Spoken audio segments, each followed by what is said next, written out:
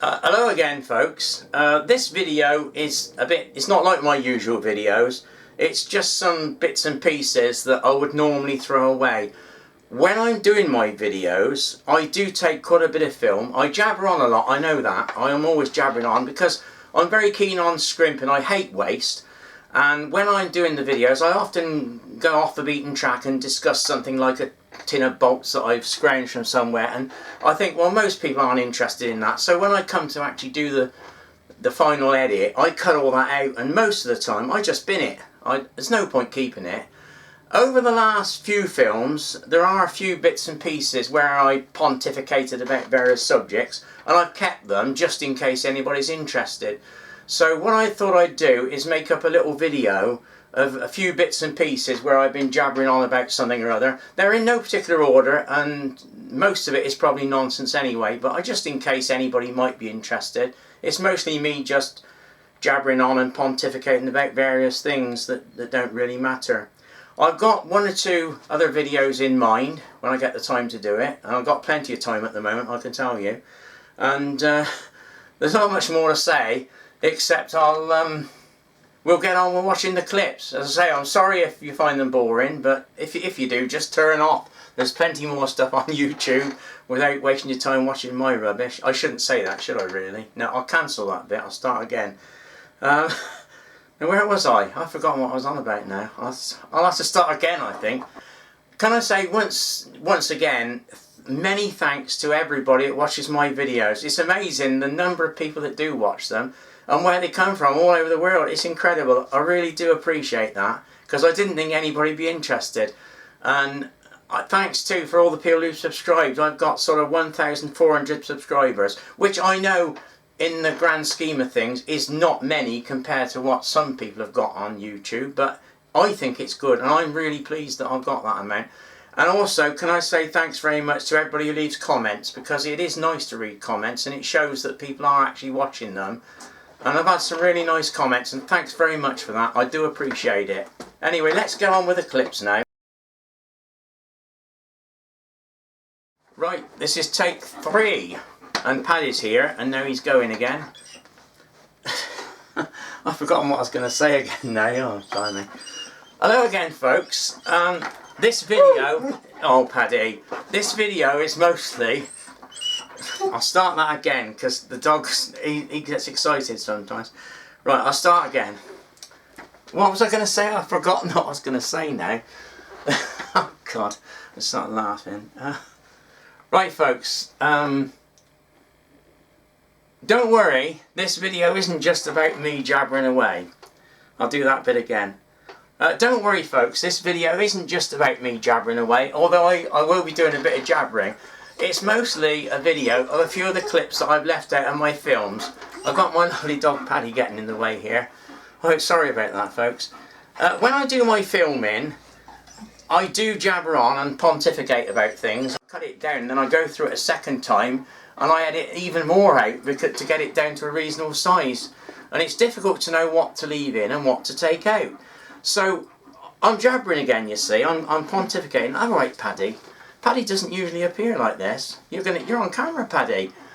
Where was I? I've forgotten what I was saying again now. This is awful because I'm just doing this to the camera.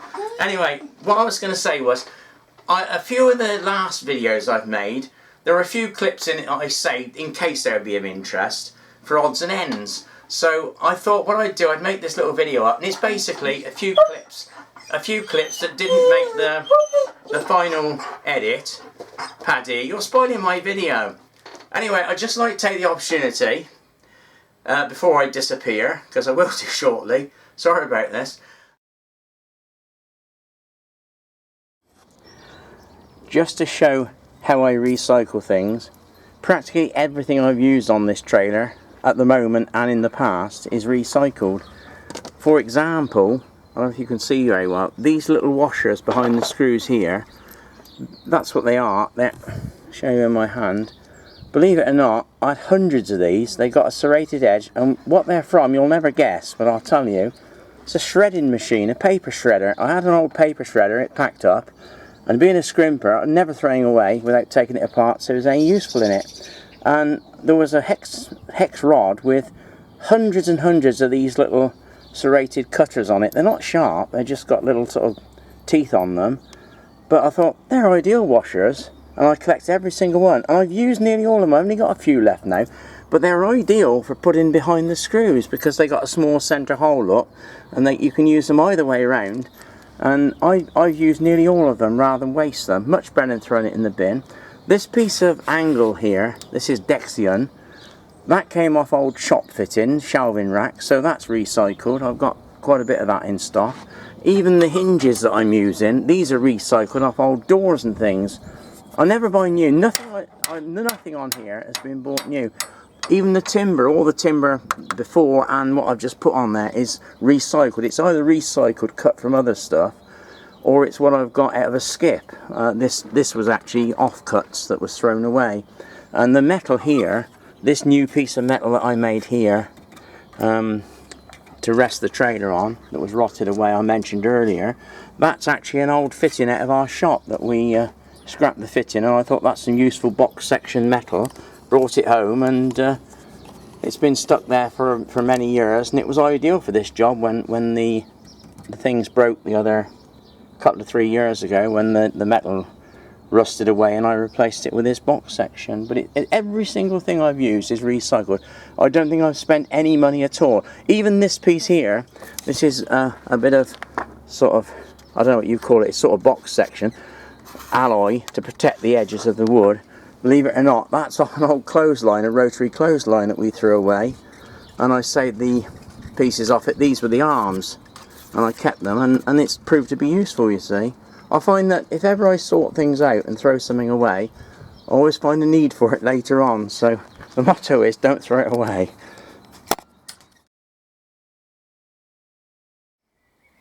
Now you see, being a scrimper, I've got loads of nuts and bolts.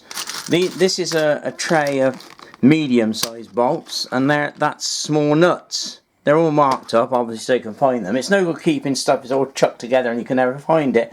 Now, all of these bolts and nuts are all what I've collected over the years. Some of these I've had for 40 years or more, where I've taken things apart. It might have been an old radio set where bits were bolted together.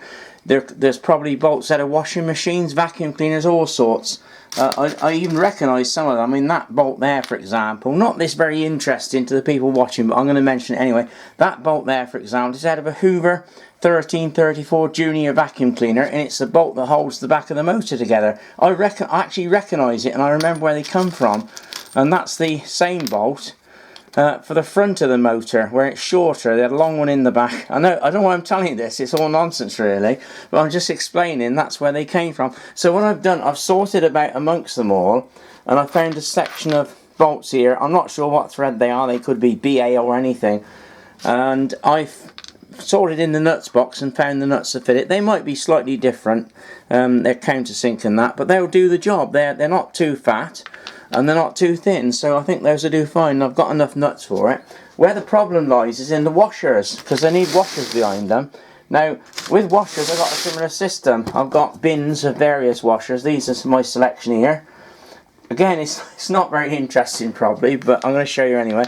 I've got small washers, medium washers, and large washers. And again, all of this stuff is what I've taken out of... I've not bought any of these. They're either ones that people have given me, or I've scrounged, or what I've taken. Most of these have come out of equipment that I've stripped down. I never throw anything away without taking it apart to see if there's anything useful in it. Now, to most people, it's all nonsense, and why on earth would you keep it? But if you're a scrimper and you make things, it's ideal.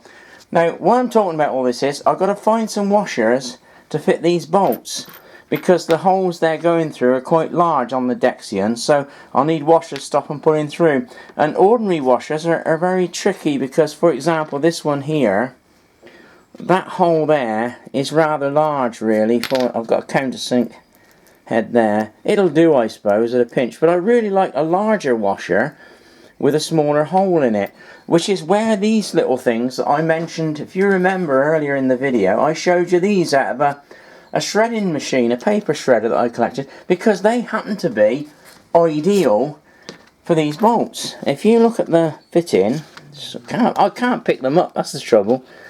If that goes through there, the hole's quite small, and the external diameter, oh, you can't see it, I'm sorry, I can't find the camera. hang on, I'll do that again. If you see these out of the shredder, you put the bolt through, you've got quite a reasonably sized hole. It's not too large, and you've got a large external diameter which will stop it pulling through on the bracket. You can also use them either way round. You can use the countersink way like that, keep the bolt inside, and you see that, or you can use them obviously that way around. It doesn't matter, they're sort of dome head, but those do the job fine. The only problem is I had hundreds and hundreds of these, and because I've used a lot of them, in fact there's a lot of them on this trainer, I'm not sure if I got enough, so I'm going to have a sort about in this bin. I think it's a medium one, and see if I can find any more, because they're ideal for the job. If not, I'll have to find something else, so I'll have a sort about now. Well, that's better, isn't it? I've tipped them out in this big tray where I can see what I'm doing now, and then straight away I can see there are one or two of those. There's a couple there, look. These ones that I'm looking for, so I'm going to have a sort about. It's much easier sorting them out in a tray than it is in that little drawer. I'll have a sort about and see what I can find. Well, I've had a good sort around in the box of washers. I've actually found 17 of those that I wanted off the old shredder. That should be enough to do the job. I found a few other washers as well that will do with a smaller hole. They'll go under the nuts on the inside. I was thinking though, isn't it strange how your memory works? Whilst I was sorting about in that bin, I found these little washers here, these copper ones with two little tags on that are raised, and straight away I recognise them and I know what they are and where they came from. All those years ago they've been in that washer box, and as soon as I see them I remember. I don't remember things that happened yesterday.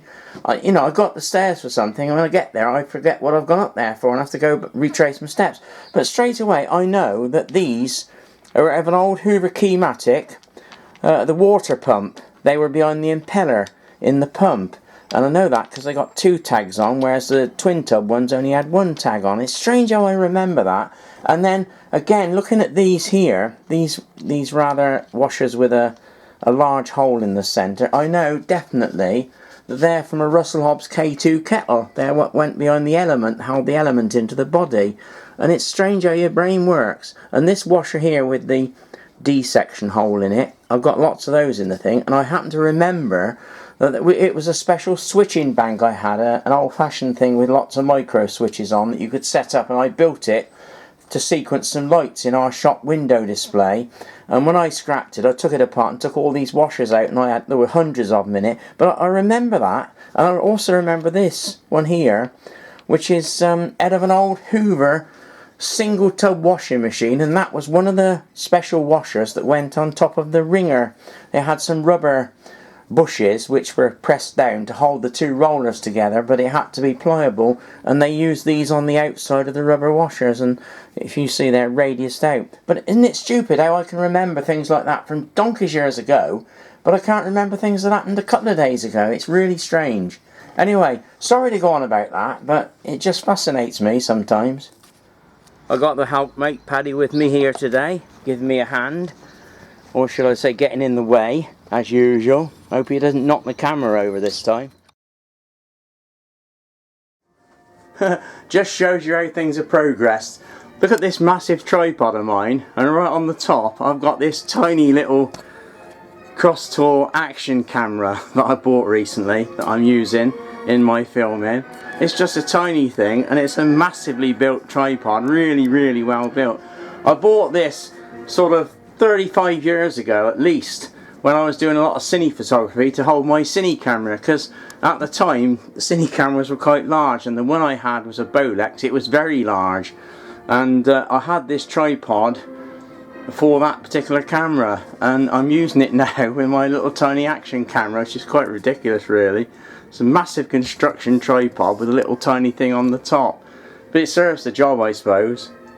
When I'm on the subject of cameras and filming, I thought I'd just show you one little trick I've got.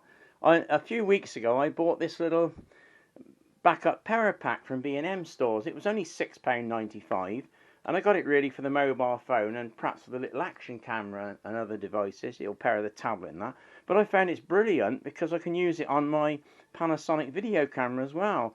The battery doesn't last very long on this video camera, and it is quite annoying. You're out in the workshop and the battery packs up, and then you've had it, and you've either got to plug it into the mains and carry on with the lead connected, or wait till the battery recharges. But I found you just connect this little power pack up with a USB lead and it keeps the thing going all day. It's brilliant. Really is worth having. In fact, I'm thinking of getting a second one for my other camera. It's so good. Well folks, here it is, the latest thing. You've heard about head cam and bicycle cam and God knows what cam. How about router cam? I've attached the little camera to the back of the router and I'm going to attempt to film it as the router moves along. Now this may or may not work, it'll probably all go horribly wrong. I just used some duct tape to hold it on this little gorilla type tripod, miniature pod thing with the camera on the back, and I'm going to give it a go. It'll probably all go wrong, it probably won't work, but you never know until you've tried it, do you? And I don't know what the results will be like, but here goes. Turn the little camera on.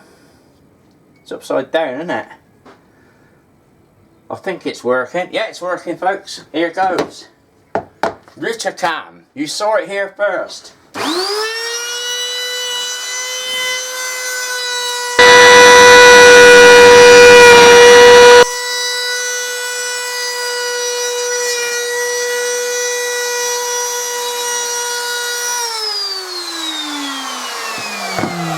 I just realised it would be upside down, but I think I can turn it up the right way anyway. Actually, I could turn the camera around, couldn't I?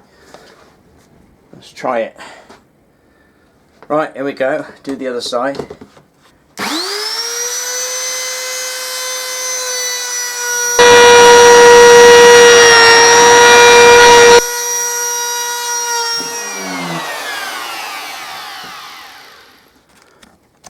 There we go. Realtor Cam, folks. Brilliant new innovation. See what you're doing when everything goes wrong, which it usually does. I'm dying to see what the results are going to be like. The lovely old wheels that I couldn't bear to see them thrown away. There are two smaller ones and two great big large ones. These large ones are like 36 inches in diameter maybe. And there's some lovely old gear wheels as well. I've got another one over here.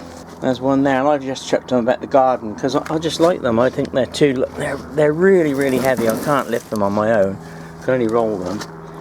But they were going to the scrap man, and I thought they looked nice around the garden, so I just put them around, leaning against the summer house. It's sad, really, the firm that made them. My dad used to actually go and collect these from the ironworks where they were manufactured. They were cast, and then they go back to Lynchburg to be machined. Of course, when combine harvesters came in, elevators almost died of death overnight, and that was the end of it. Thanks very much for watching, and I hope to see you soon. Bye for now, and bye from Paddy as well.